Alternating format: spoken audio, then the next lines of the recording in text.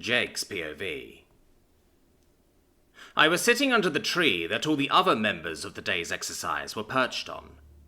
So far, only 2 members of our squad had been taken out, but most of the enemy team was already here, with the exception of their captain and 1 private.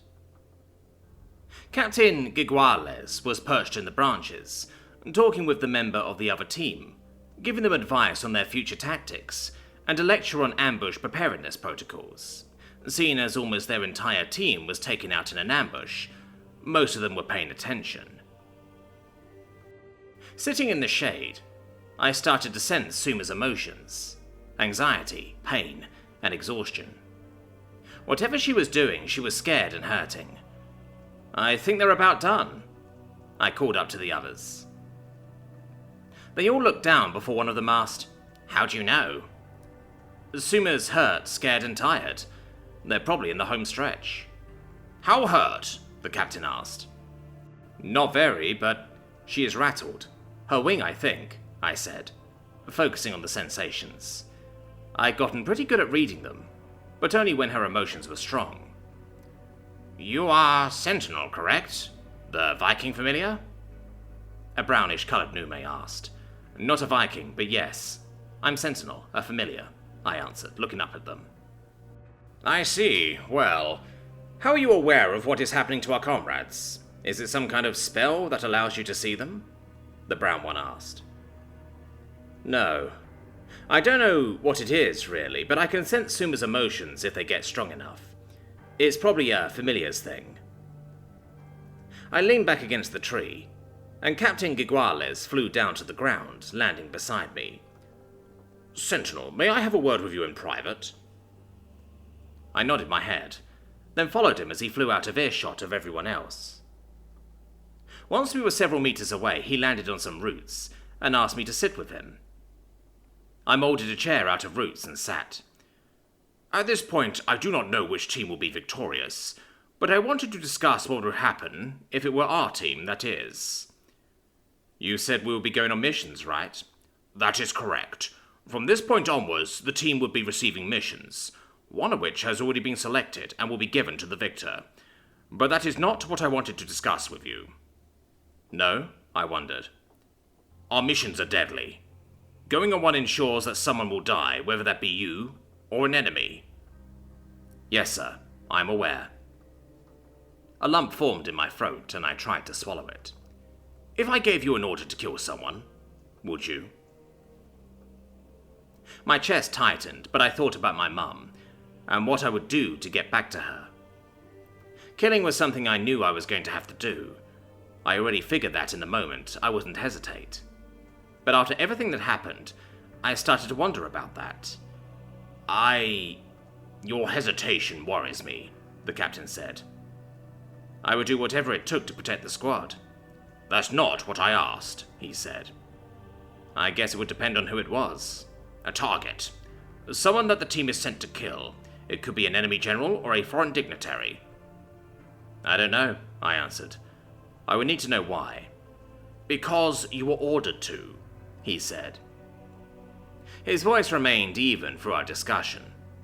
The captain wasn't mad, he just needed answers. "That isn't a good enough reason." "No, I suppose it is not," the captain sighed. "It is rare to receive an assassination mission, especially one without a reason. Your answers were not unexpected. Most would say the same things as you." "Does this mean you don't want me on the mission?" I asked, nervous. "No. I will be more worried if you agreed to kill someone only because you were told to." "I'm surprised you wanted to talk with me without Suma. This seems like the kind of thing she would need to be here for." "I will be conducting the same questions with each member of the team in private later, but I did consider doing the both of yours together." He shook his head, and rolled his wing like he was working out some stiffness. "Why didn't you?" "Because I know that her answer and yours may not be the same. You are not like other familiars, after all. Most would simply do whatever their master commands, but you are not even under the right of domination," he said to my surprise. "How did you—" "Lieutenant Datahu had a suspicion, which you just confirmed," he said. I kicked myself inside my own head, and Captain Giguales sighed. At this point it does not matter. You have your own reasons for joining the army, so I will leave it at that. Thanks. However, none of this was the point of our talk. It wasn't? No, Sentinel. Queen Ompera has made a decree. You, and you alone, are being given special permission to use death magic in combat however you see fit. What? I asked, shocked. You are also being ordered to begin practicing death magic on base under strict observation. Sir? I said, stunned. Did you or did you not explicitly say that you would do whatever it took to kill the Chaos Dragon? My eyes went wide, and my blood went cold. How did you... I received notice from the Queen of your mission. Now his voice was colder, like even the mention of the dragon scared him. You said it, did you not? I did. Did you not mean it? No, I meant it. Then you will begin training. Yes, sir. Good. I will let the rest of the team know of this development after the exam, whether we win or not. Your training will begin, he said. But I stayed quiet, unsure of what to say. I felt as cold as he sounded at that moment anyway. One more thing, Sentinel.